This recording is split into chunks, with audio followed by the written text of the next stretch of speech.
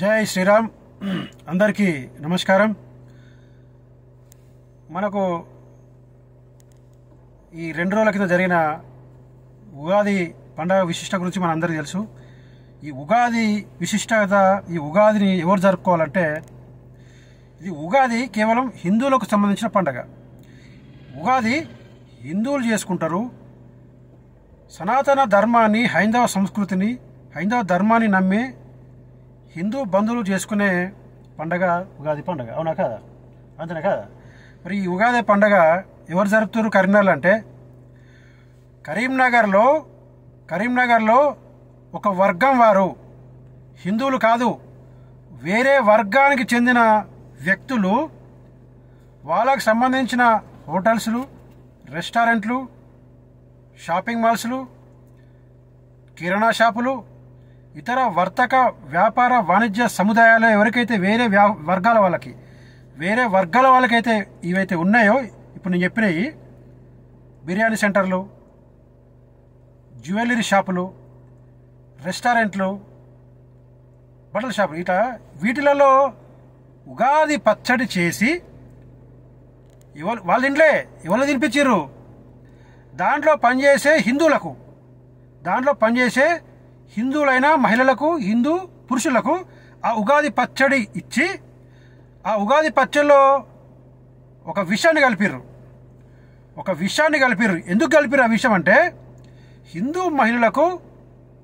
మహిళలకు గర్భం దాల్చకుండా, వాళ్ళకు పిల్లలు కలగకుండా ఆ ఉగాది పచ్చడిలో విషం కలిపి, ఉగాది పండగ ముసుగులో హిందూ మహిళలకు, హిందూ పురుషులకు ఆ పచ్చడి ఇచ్చిర్రు. దీని ద్వారా వీళ్ళ ఉద్దేశం ఏంటి? దాని ఉద్దేశం ఏంటంటే, దీని వెనుకున్న కుట్ర ఏంటంటే, హిందువులకు పిల్లలు కలగకూడదు, హిందువుల సంఖ్య తగ్గాలి, హిందువుల సంఖ్య తగ్గితే క్రమేపీ ఈ దేశంలో హిందువులు తగ్గాలి, తద్వారా ఈ దేశాన్ని ఆ వర్గం వారు ఆక్రమించుకోవాలి. ఈ దేశం ఒక వర్గం వారి చేతిలోకి పోవాలంటే వాళ్ళ సంఖ్య ఎట్లా పెంచుకుంటారు? వాళ్ళు ముగ్గురు నలుగురు పిల్లలను చేసుకుంటారు, 20 పిల్లలు కంటారు వాళ్ళు. అది బరాబరే, అది అట్లా ఆ రూట్లో అది నడుస్తుంది వాళ్ళది.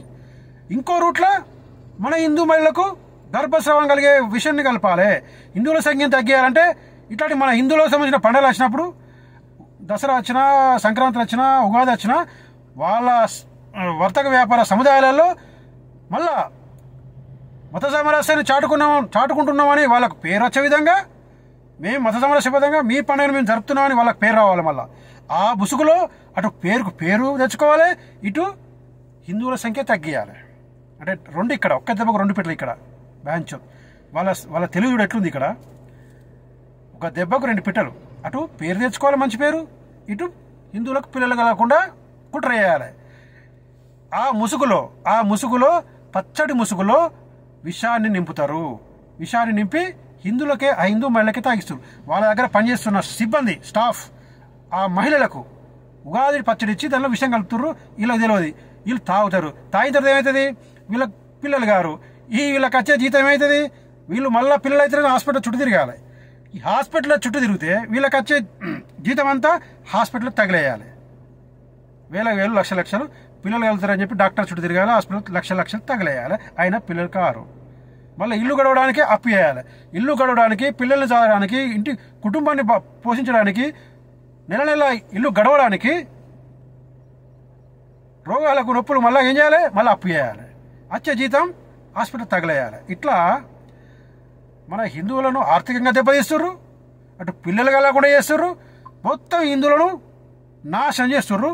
ఈ మన హిందువులు తెలుస్తలేదు, మన హిందువులు మేల్కొంటలేరు. ముఖ్యంగా మన హిందూ మహిళలు, మీరు గడ్డం, తెల్ల టోపీ, జాలి టోపీ పెట్టుకుని గడ్డం ఎవరైతే పెంచుకుంటారో, వాళ్ళ షాపులలో ఎవరైతే పనిచేస్తారో మన హిందూ మహిళలు, వాళ్ళ బిర్యానీ సెంటర్లలో, వాళ్ళ జ్యువెలరీ షాపులలో, వాళ్ళ కిరాణా షాపులలో, వాళ్ళ రెస్టారెంట్లలో, వాళ్ళ బట్టల షాపులలో, వాళ్ళకి సంబంధించిన ఒక వర్గానికి సంబంధించిన వాళ్ళ దగ్గర మన హిందూ మహిళలు కానీ పురుషులు ఎవరైతే పనిచేస్తారో, వాళ్ళు ఏమిచ్చినా తాగకండి, వాళ్ళు ఏమిచ్చినా తినకండి.